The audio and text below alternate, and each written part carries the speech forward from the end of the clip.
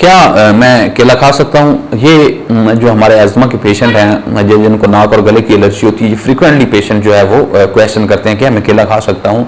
तो यस, आप बिल्कुल केला खा सकते हैं और केला खाना चाहिए। अब इसकी लॉजिक ये है कि केला क्यों खाना चाहिए। बेसिकली जो केला होता है इसके अंदर आप ऐसा समझिए कि फाइबर अच्छी मिकदार में होता है, इसमें नेचुरल शुगर होती है, इसके अंदर बेहतरीन किस्म की जो है वो विटामिन्स होते हैं और मिनरल्स होते हैं और स्पेशली पोटाशियम होता है। इसका क्या फायदा होता है? अब जो पोटेशियम होता है हमारे, चूंकि जिस तरह हमारे मसल्स हैं, हमारे हाथ के मसल्स हैं, आपके बाइसेप हैं, ट्राइसेप हैं, मसल्स हैं, पट्टे हैं, जो सांस की नाली है उनके अंदर भी खास किस्म के पट्टे होते हैं, मसल्स होते हैं। जिस बंदे को अस्थमा होता है, ये सांस का मसला, तो उसके बेसिकली वो पट्टे ही वीक होते हैं और उनके अंदर सोजिश होती है और उस वजह से उसको सांस के अटैक आते हैं कि वो सांस की नालियां नैरो हो जाती हैं, तंग हो जाती हैं।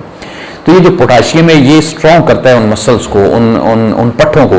जब उनको स्ट्रॉन्ग करता है तो आपको किसी हद तक वो जो बेसिकली सांस के मसाइल हैं वो कम हो सकते हैं, ना कि वो ज्यादा होता है। तो ये बड़ा इंपॉर्टेंट बात है। जिसको भी सांस का मसला या एलर्जी का मसला है वो केला बगैर किसी परेशानी के यूज कर सकता है। लेकिन इसमें एक चीज याद रखें कि कुछ खास किस्म की रेशो है वो 100 में से कोई 0.5% होंगे, यानी 200 में से 300 में से कोई एक आधा आदमी होगा जिसको केले से एलर्जी हो सकती है।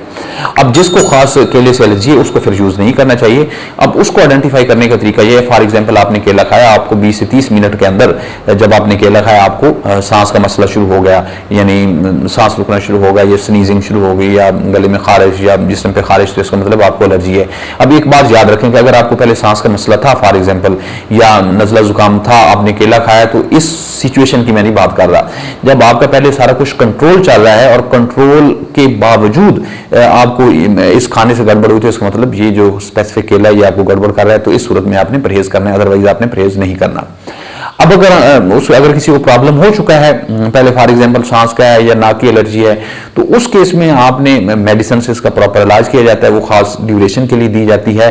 और अगर इससे भी ना हो या पेशेंट रिस्पॉन्ड ना कर रहा हो तो फिर इसका मुस्तकिल इलाज जो एलर्जी का, वो एलर्जी की वैक्सीन होती है, वो हमारे मुख्तलिफ सेंटर्स पे अवेलेबल है। नीचे नंबर शो हो रहे हैं, आप कॉन्टैक्ट करें, स्टाफ आपको गाइड करेंगे।